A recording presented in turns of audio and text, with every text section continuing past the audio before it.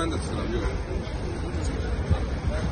Bakı şəhəri Nərimanov rayonu Əhməd Rəcəbli küçəsində 5 mərtəbəli binada partlayış baş verib və dərhal əraziyə Fövqəladə Hallar Nazirliyinin Dövlət Yanğından Mühafizə və Xüsusi Riskli Xilasetmə Xidmətləri və Bakı Regional Mərkəzinin qüvvələri cəlb olunub.